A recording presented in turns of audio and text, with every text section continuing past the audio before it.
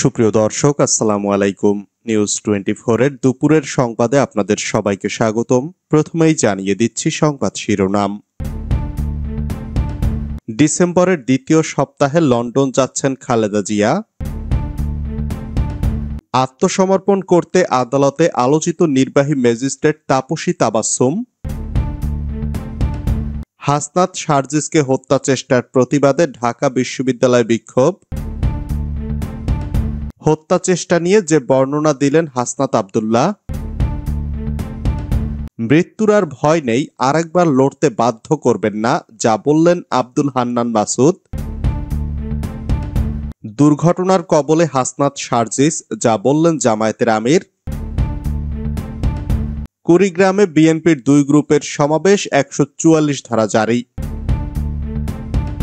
এতক্ষণ শুনছিলেন সংবাদ শিরোনাম। পুরো খবর পেতে ভিডিওটি শেষ পর্যন্ত দেখুন। সর্বশেষ সংবাদ পেতে চ্যানেলটি সাবস্ক্রাইব করুন। এবার বিস্তারিত। ডিসেম্বরের দ্বিতীয় সপ্তাহে লন্ডন যাচ্ছেন খালেদা জিয়া। ডিসেম্বরের দ্বিতীয় সপ্তাহের কোনো একদিন যুক্তরাজ্যের লন্ডনে যেতে পারেন বিএনপি চেয়ারপারসন খালেদা জিয়া। লন্ডনে বড় ছেলে তারেক রহমানের বাসায় বিরতি দিয়ে চিকিৎসার জন্য যুক্তরাষ্ট্র যাবেন বিএনপি চেয়ারপারসন। দলের নির্ভরযোগ্য সূত্রে এ তথ্য জানা গেছে বিএনপি চেয়ারপারসনের বিদেশ যাত্রার যাবতীয় প্রস্তুতি নেওয়া হয়েছে। চিকিৎসা সুবিধা সংবলিত বিমান ভাড়ার বিষয় প্রায় চূড়ান্ত। যুক্তরাষ্ট্রের ভিসার জন্য গতকাল তিনি আঙুলের ছাপ দিয়েছেন। দলের নেতারা জানিয়েছেন দ্রুতই এই ভিসা মিলবে বলে তারা আশা করছেন। গতকাল দুপুরে দূতাবাসে গিয়ে বায়োমেট্রিক ফিঙ্গারপ্রিন্ট দেন খালেদা জিয়া। খালেদা জিয়ার ব্যক্তিগত চিকিৎসক ও বিএনপির স্থায়ী কমিটির সদস্য ডাক্তার এজেডএম জাহিদ হোসেন বলেন, ম্যাডামকে উন্নত চিকিৎসার জন্য যুক্তরাষ্ট্র যেতে হতে পারে, সেজন্য আজকে উনি বায়োমেট্রিক ফিঙ্গারপ্রিন্ট দিয়েছেন। এ সময় দূতাবাসের ভারপ্রাপ্ত রাষ্ট্রদূত সহ দূতাবাসের কর্মকর্তারা বিএনপি চেয়ারপারসনকে দূতাবাসে স্বাগত জানান। তার সঙ্গে দলের স্থায়ী কমিটির সদস্য অধ্যাপক এজেডএম জাহিদ হোসেন, সাংগঠনিক সম্পাদক শামা ওবায়েদ, চেয়ারপারসনের একান্ত সচিব এবিএম আব্দুস সত্তার এবং চেয়ারপারসনের ব্যক্তিগত চিকিৎসক মোহাম্মদ মামুন উপস্থিত ছিলেন। আত্মসমর্পণ করতে আদালতে আলোচিত নির্বাহী ম্যাজিস্ট্রেট তাপসী তাবাসসুম। মানহানির অভিযোগে করা মামলায় সমন পেয়ে সাময়িক বরখাস্ত সহকারী কমিশনার তাপসী তাবাসসুম উর্মি আদালতে হাজির হয়েছেন।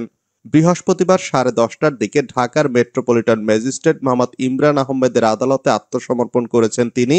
কিছুক্ষণের মধ্যে জামিনের বিষয়ে শুনানি অনুষ্ঠিত হবে। এর আগে গত 8 অক্টোবর বৈষম্য বিরোধী আন্দোলনে প্রথম শহীদ আবু সাইদ সহ অন্য শহীদদের নিয়ে বিরূপ মন্তব্যের অভিযোগে তার বিরুদ্ধে ঢাকার আদালতে মানহানির মামলার আবেদন করেন গণ অধিকার পরিষদের উচ্চতর পরিষদ সদস্য ও গণমাধ্যম সমন্বয়ক আবু হানিফ। আদালত বাদীর জবানবন্দির রেকর্ড এবং পর্যালোচনা শেষে 28 নভেম্বর তাকে আদালতে হাজির হতে সমন জারি করেন। মামলার অভিযোগে বলা হয়, গত 5 অক্টোবর তাপসী তাবাসসুম ফেসবুকে একটা পোস্ট দেন। সেখানে তিনি আবু সাইদ, অন্তর্বর্তী সরকারের প্রধান উপদেষ্টা নোবেলজয়ী অর্থনীতিবিদ ডক্টর মোহাম্মদ ইউনূসকে নিয়ে বিরূপ মন্তব্য করেন। হাসনাত শারজিসকে হত্যা চেষ্টার প্রতিবাদে ঢাকা বিশ্ববিদ্যালয়ে বিক্ষোভ। চট্টগ্রামের নিহত আইনজীবী সাইফুল ইসলামের জানাজা শেষে ফেরার পথে বৈষম্য বিরোধী ছাত্র আন্দোলনের আহ্বায়ক হাসনাত আব্দুল্লাহ ও জুলাই শহীদ স্মৃতি ফাউন্ডেশনের সাধারণ সম্পাদক শারজিস আলমের গাড়িবহরে থাকা একটি গাড়িতে ট্রাকের ধাক্কা লেগেছে। ওই ঘটনাকে এই দুই ছাত্রনেতাকে হত্যা চেষ্টা দাবি করে তার প্রতিবাদে ঢাকা বিশ্ববিদ্যালয়ে বিক্ষোভ হয়েছে।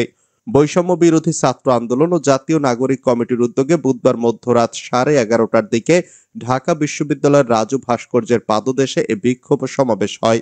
সেখানে বক্তারা বাংলাদেশে অস্থিতিশীলতা সৃষ্টিকারী সন্ত্রাসীদের গ্রেপ্তার ও বিচারের আওতায় নিয়ে আসার দাবি জানান। তারা হাসনাত ও শারজিসকে হত্যা চেষ্টায় জড়িতদের বিচার দাবি করেন। হত্যা চেষ্টা নিয়ে যে বর্ণনা দিলেন হাসনাত আব্দুল্লাহ। বৈষম্য বিরোধী ছাত্র আন্দোলনের নেতা হাসনাত আব্দুল্লাহ ও শারজিস আলমকে ট্রাক চাপা দিয়ে হত্যা চেষ্টার অভিযোগ পাওয়া গেছে। বুধবার অ্যাডভোকেট সাইফুল ইসলাম আলিফের কবর জিয়ারত শেষে ফেরার পথে আনুমানিক সন্ধ্যা 7:30টার দিকে চট্টগ্রাম কক্সবাজার মহাসড়কের চুন্তি ইউনিয়নের হাজী রাস্তার মোড়ে এ ঘটনা ঘটে। হত্যা চেষ্টার বিষয়ে দেওয়া এক সাক্ষাৎকারে হাসনাত আব্দুল্লাহ ঘটনার বর্ণনা দিয়ে বলেন, আমরা আজ আলিফ ভাইয়ের বাড়িতে যাই, সেখানে প্রচুর মানুষের সমাগম হয়েছিল। সেখানে প্রায় 3 কিলোমিটার মোটরসাইকেলের ভিড় ছিল। ভিড়ের কারণে আমরা যাওয়ার সময় যেই গাড়িতে গিয়েছি, ফেরার সময় আমরা অন্য গাড়িতে উঠেছি। আমাদের 3টা গাড়ি ছিল। আমাদের সামনের গাড়িতে ট্রাকের সঙ্গে মুখোমুখি সংঘর্ষ হয়। তিনি বলেন, ট্রাক চালককে জিজ্ঞাসাবাদ করা হয়েছে, তবে তিনি অসংলগ্ন তথ্য দিচ্ছেন। তার তথ্য ও বাস্তবতার কোনো মিল ছিল না। তিনি জানিয়েছেন তিনি পণ্য খালাসের জন্য যাচ্ছিলেন, তবে তার কাছে কোনো স্লিপ বা কাগজপত্র ছিল না। হাসনাত আব্দুল্লাহ বলেন, দ্বিতীয় যে তথ্যটি সবচেয়ে বেশি স্পর্শকাতর, জুলাই অভ্যুত্থানে হত্যাকাণ্ডের আসামি হচ্ছেন এই ট্রাকের মালিক। তিনি বলেন, আপনারা দেখেছেন বিভিন্ন সময় আওয়ামী লীগ, যুবলীগ ও তাদের সেল আমাদের হত্যা করার ঘোষণা দিচ্ছে প্রকাশ্যে। আমাদের মৃত্যু ভয় দেখানো হচ্ছে, কিন্তু আমরা এই মৃত্যু ভয় পরোয়া করি না। আমরা জিডি করেছি। এটা যদি হত্যা চেষ্টা হয় তবে প্রশাসন তদন্ত সাপেক্ষে যথাযথ ব্যবস্থা নেবে। হাসনাত আব্দুল্লাহ বলেন, আমরা স্পষ্টভাবে বলতে চাই, একজন হাসনাত মারা গেলে, একজন সার্জিস মারা গেলে কিছুই হবে না। আন্দোলনের সময় আমরা দেখেছি পুলিশ স্বরাষ্ট্রমন্ত্রীকে বলছে একটা গুলি লাগে, একজন পরে আবার অন্য একজন উঠে দাঁড়িয়ে যায়।